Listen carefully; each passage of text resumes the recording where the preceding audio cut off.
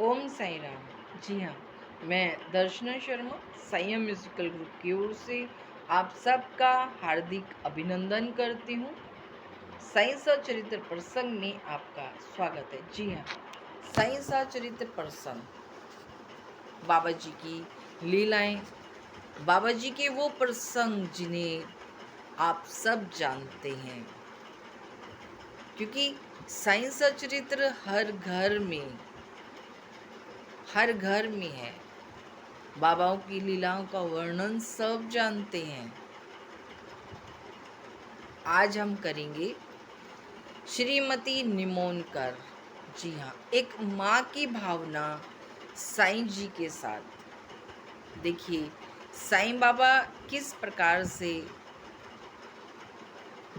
जी हाँ, किस प्रकार से इस माँ की प्रार्थना सुनते हैं और साथ ही में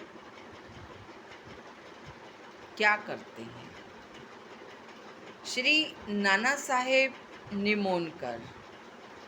जी हाँ, नाना साहेब निमोनकर निमोन के निवासी हैं और शिरडी में अपनी पत्नी के साथ आकर ठहरे हुए हैं बाबा के दर्शन के लिए। जी हाँ, बाबा के दर्शन के लिए वो ठहरे हुए हैं।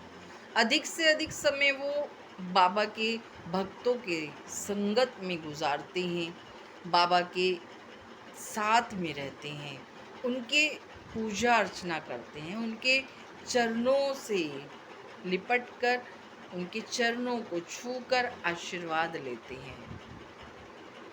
नाना साहेब निमोनकर, उनकी पत्नी श्रीमती निमोनकर बेहद खुश हैं बाबा के चरणों में, बाबा की संगति में, क्योंकि बाबा सबके साथ प्रेम से, जी हाँ, प्रेम से, सबसे प्रेम से मिलते, प्रेम से बात करते और किसी भी समस्या का कोई भी समाधान होता बाबा तुरंत हल निकाल देते। बेलापुर, जी हाँ, बेलापुर में श्रीमती निमोनकर का बेटा पढ़ाई के सिलसिले में रुका हुआ था और बहुत ज़्यादा बीमार हो गया। इतना ज़्यादा बीमार हो गया कि उसकी अगर देखभाल ना की जाए वहाँ रहकर तो कुछ भी हो सकता था। श्रीमती निमोनकर जब वहाँ जाती हैं तो आस पड़ोस के रिश्तेदारों से, पड़ोसियों से बातचीत करती हैं कि मुझे कुछ समय के लिए रहना है, तभी मेरा पुत्र स्वस्थ हो पाएगा, अन्यथा मुझे नहीं लगता कि मेरा पुत्र स्वस्थ हो पाएगा। जानते हो क्या होता है? जैसे ही नाना साहेब निमोनकर को ये बात पता चलती है कि वो कुछ दिन रुकना चाहते हैं, उन्होंने कहा आप तुरंत वापस आओ, वहाँ रुकने की कोई आवश्यकता नहीं है आपको। उन्होंने कहा कि मेरा पुत्र है, अगर मैं कुछ समय वहाँ नहीं रुकी तो मेरे पुत्र के साथ कुछ भी हो सकता है। जी हाँ, वो माँ थी, अपने पुत्र की स्थिति देख करके अंदर से दिल डर गया उसका कि मैं अपने पुत्र को कुछ भी नहीं होने दूंगी, चाहे कितना ही समय लगे मुझे। मैं यहीं पर रहकर अपने पुत्र की सेवा करना चाहती हूँ। नाना साहेब निमोनकर ने कहा कि नहीं, तुम शिरडी वापस आ जाओ।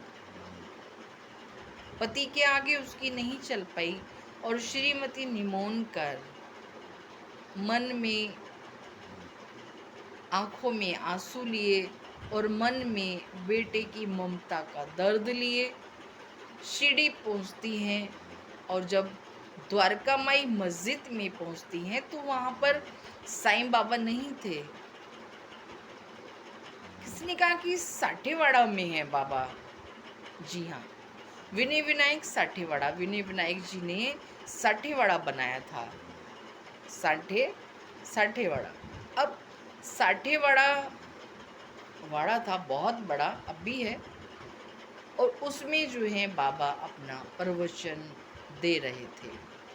वहीं पर नाना साहेब निमोनकर जी खड़े थे और सभी भक्त दाएं बाएं खड़े थे।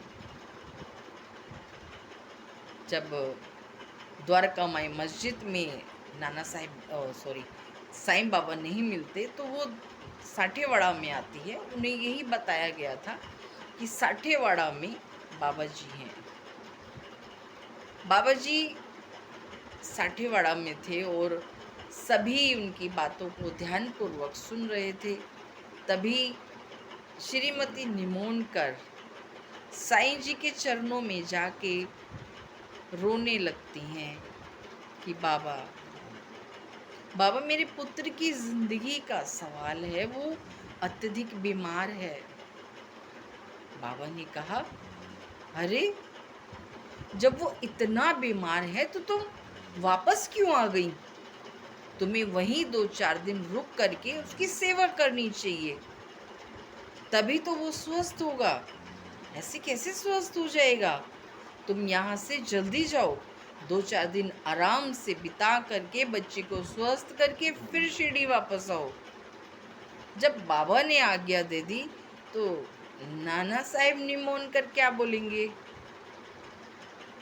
जो नाना साहेब निमोनकर ने कहा तुरंत वापस आओ, वहीं साईं बाबा ने कहा कि तुरंत वापस बेलापुर जाओ अपने बेटे के पास, तुम्हें तो यहाँ आना ही नहीं चाहिए था। अरे अड़ोस पड़ोस से बात करो और वहीं पे रहो। बाबा की आज्ञा सर माथे पर। नाना साहेब, जी हाँ, नाना साहेब कुछ नहीं बोले और पत्नी तुरंत अपने बेटे के पास लौट गई। नाना साहेब, जो नाना साहेब ने कहा था वो सब पत्नी भूल गई। पुत्र के पास पहुंची, पुत्र की सेवा की, वहीं 4 दिन रुक करके और उसके पश्चात शिरडी वापस आ गई साईं बाबा के पास और साईं बाबा के चरणों में हाथ जोड़कर बोली, साईं बाबा, बाबा आप सबकी प्रार्थना सुनते हो, सबकी बात सुनते हो, मन की बात जान लेते हो। मेरा बेटा स्वस्थ है बाबा, बस आपके चरणों में है हम। ध्यान रखना साईं, ध्यान रखना। ऐसे ही हमसे प्यार करते रहना। ओम साईं राम। नाना साहेब निमोनकर की पत्नी ने बाबा के श्री चरणों में अरदास लगाई। बाबा मुस्कुराए और श्रीमती निमोनकर और नाना साहेब दोनों वहीं पर साईं की सेवा में लग गए द्वारका माई मस्जिद में। बाबा सबकी बनाते हैं, आप सबकी भी बनाएंगे। बस बाबा के श्री चरणों में अपनी अरदास लगाते रहिएगा। ओम साईं राम। जी हाँ, मैं दर्शना शर्मा अगले प्रसंग में आपसे मिलूंगी। तब तक के लिए ओम साईं राम।